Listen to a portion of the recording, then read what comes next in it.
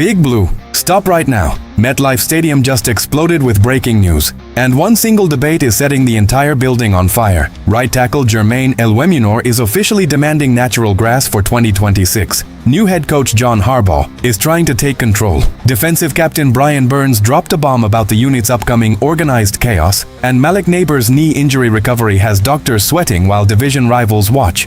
Insiders warned us this powder keg was ready to blow. And here is your first concrete payoff.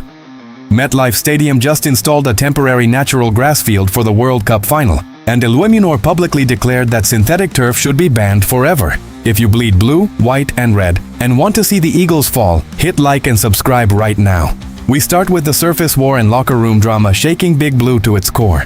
Stay locked, there is a double cliffhanger at the end. Whispers turned into footsteps, and inside the Giants facility the atmosphere has completely shifted. The name everyone is screaming about, Jermaine Elwemunor, and he just ignited a massive public debate that has MetLife Stadium executives backed into a corner. The starting right tackle was in attendance at East Rutherford for the World Cup final between Argentina and Spain, watching elite athletes play on a pristine, temporary natural grass surface installed exclusively for FIFA. Elwemunor took to social media to demand that the Giants and Jets keep the natural grass permanently for the 2026 NFL season, declaring that no matter how cold it gets in December, grass will always feel a million times better than synthetic turf. Beat writers immediately pushed back, pointing out that growing natural grass in Greater New York during late fall is a logistical nightmare, especially with 2 NFL teams, college games, and state finals sharing the venue.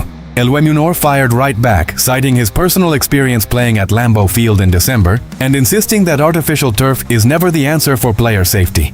He joined a massive national player movement alongside stars like George Kittle, Caleb Williams, and Laramie Tunsil under the hashtag Worth the Cost, demanding that billionaire owners invest in player longevity over stadium revenue. This field surface issue isn't just about comfort.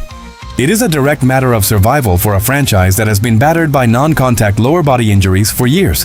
The Giants are scheduled to play 15 of their 17 games on artificial turf in 2026, tied for the most in the entire NFL alongside Tennessee. That brutal turf burden puts every single starter at risk on every snap, making durability the single biggest storyline of training camp. When players step onto synthetic fields week after week, the unnatural turf traction places exponential stress on knee ligaments and ankle joints. NFL Chief Medical Officer Dr. Alan Sills continues to argue that statistical data shows minimal variance between modern synthetic turf and natural grass, but player surveys tell a completely different story. Over 90% of active players surveyed by the NFLPA explicitly state they experience higher fatigue levels, prolonged joint soreness, and increased recovery time following turf contests.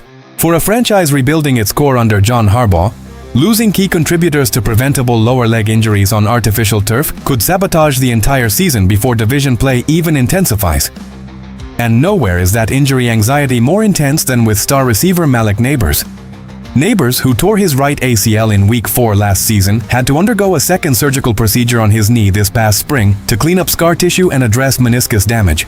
The cleanup operation pushed his rehab timeline back, making his availability for the regular season opener a major cause for concern among the coaching staff. Rumor has it, according to reports circulating through camp, that while the medical team remains optimistic about his long-term outlook, front office executives signed a group of veteran receivers including Darnell Mooney, Calvin Austin III, Juju Smith-Schuster, and Odell Beckham Jr., specifically to protect the offense if Neighbors misses extended time. If Neighbors is forced to sit out, this passing game will be forced to rely on a patchwork group of aging veterans, placing immense weight on John Harbaugh's shoulders during his inaugural year. Can the Giants medical team manage this turf-heavy schedule while getting Neighbors back on the field safely? Drop your take in the comments below. If you think Elwemunor is right and Big Blue needs natural grass to protect its stars, hit that like button right now to support the movement. But as intense as the turf debate looks, the defense just received a terrifying upgrade that has opposing coordinators panicking. Scouts called it calculated violence, and the front office liked the price. The question wasn't if, but when. The name. Kayvon Thibodeau and Brian Burns just revealed why the front office refused to trade him this summer, despite heavy interest from around the league. Insiders confirmed that team executives fielded multiple trade calls for Thibodeau during the offseason, but John Harbaugh flatly rejected offers when the best bid came in as a mere 4th-round draft pick. During a recent appearance on the Giants Huddle podcast, Pro Bowl pass rusher Brian Burns explained the true tactical mastermind strategy behind keeping Thibodeau alongside himself, Abdul Carter, Tremaine Edmonds, and rookie powerhouse Arvell Reese. Burns revealed that new defensive coordinator Denard Wilson is installing an aggressive scheme built around organized chaos, featuring a rare quintet of massive, world-class linebackers who all possess similar body types and explosive athleticism. Because every player in this group stands over 6'3" and weighs around 250 pounds, opposing offensive lines will have zero ability to pre-identify who is dropping into coverage and who is rushing the passer. Normally, offenses locate smaller defensive backs or weak link linebackers to slide protection toward the true pass rushers, but Wilson's front seven creates total pre-snap confusion. Burns emphasized that having giants like Edmonds and Reese inside allows the front line to swallow run blocks while giving the edge rushers isolated one-on-one matchups on third down. This hybrid alignment gives Wilson the flexibility to show five-man fronts and blitz from any angle without giving away coverage shells before the ball is snapped. Quarterbacks rely on pre-snap reads to identify hot routes and blitz keys, but when five defenders with identical physical frames stand at the line of scrimmage, that diagnostic advantage completely disappears. Abdul Carter, who recorded 48 quick pressures as a rookie, is primed for a massive breakout in year 2 because offensive coordinators cannot afford to slide double teams his way without leaving Burns or Thibodeau unblocked on the perimeter. In modern NFL passing offenses, offensive tackles use rigid slide protection rules that depend on identifying the designated pass rush threat at the line. When Wilson disguises his pressure concepts by moving Burns, Thibodeau, and Carter fluidly across interior gaps, center calls become guesswork. A single blown protection against this level of closing speed results in immediate turnover opportunities and strip sacks. That constant physical punishment forces opposing quarterbacks to rush their progressions, directly shielding a young secondary that enters the year with lingering execution questions. Rumor has it, cited by Dan Dugan of The Athletic, that Harbaugh is completely uninterested in a slow rebuild and intends to use this chaotic defense to shock the division immediately in their Sunday night opener against Dallas. Having five positionless pass rushers rotating constantly keeps everyone fresh through 60 minutes of football. This level of front seven depth gives Big Blue the most terrifying defensive front in the entire NFC East. Do you think keeping Thibodeau to execute this organized chaos was the right move by Harbaugh? Tell me if this front seven can lead the division in sacks in the comments. And if you believe a dominant defense is the key to crushing Dak Prescott, smash that like button right now. But as stable as the pass rush looks, a major injury risk is threatening to derail the head coach's entire vision before Week 1 even arrives. A move 3 years in the making is coming with a massive warning sign attached. The identity everyone's asking about? John Harbaugh and ESPN analyst Ben Solak just issued a stark warning that could make or break his inaugural season in East Rutherford. Coming off back-to-back disastrous seasons of 4-13 and 3-14, Big Blue brought in Harbaugh to restore pride and championship culture to the franchise. However, national analysts point directly to a glaring problem that no amount of culture building can fix: the lingering recovery of Malik Nabers. Solak highlighted Nabers' knee situation as the single most critical injury to monitor in the entire NFL this season. During his historic rookie campaign, Nabers established himself as an elite alpha receiver with 1,204 yards on 109 catches in just 15 games. His immediate dominance gave the front office total confidence to let Wan'Dale Robinson walk in free agency to Tennessee, leaving Nabers as the undisputed focal point of the passing attack. But that second spring operation to clean up scar tissue means he is unlikely to be ready for the start of training camp, placing his Week 1 availability in serious jeopardy. If Nabers is forced to miss regular season games, analysts warn that the Giants' receiving core will instantly transform into one of the oldest, least effective groups in the entire league. That puts young quarterback Jackson Dart in an extremely delicate spot during a critical developmental year.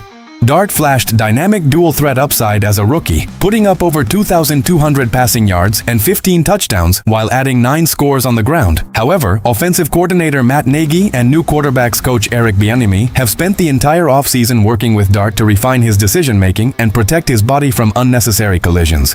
If Dart loses his top target downfield, defenses will stack the box with 8 defenders, forcing the rookie quarterback to hold the ball longer in collapsing pockets. When opposing defensive coordinators no longer fear a game-breaking perimeter receiver who commands safety help over the top, they aggressively press outside receivers and crowd linebackers in short to intermediate zones. That congested alignment squeezes passing lanes, increasing turnover risks for a young quarterback striving for consistency.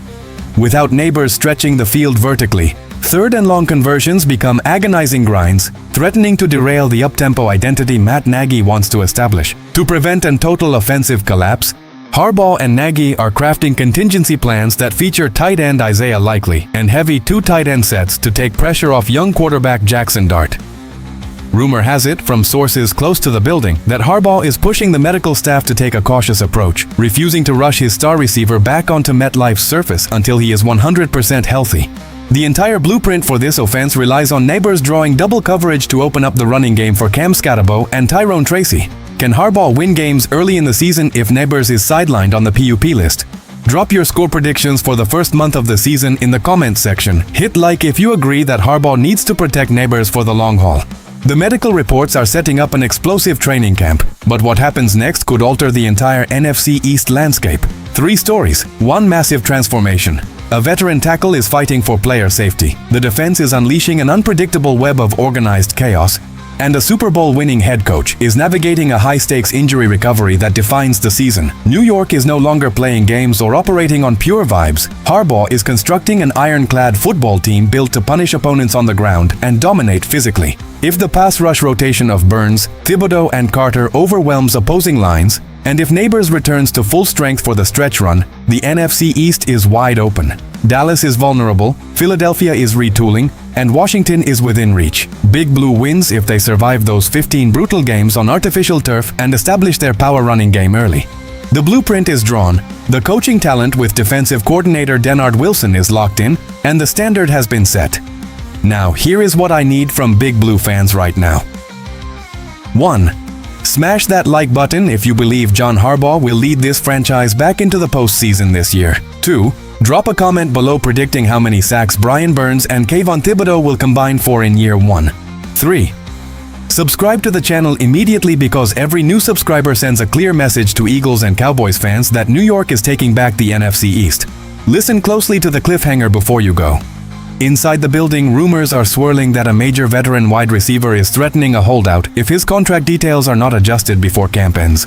And across the division, the Philadelphia Eagles just freed up significant salary cap space and are actively targeting an elite pass rusher that Big Blue was hoping to sign. Which domino falls first, New York's receiver drama or Philly's pass rush move? The next update drops in less than 48 hours. Subscribe now, stay locked, and let us make the NFC East bow to Big Blue. See you in the next war.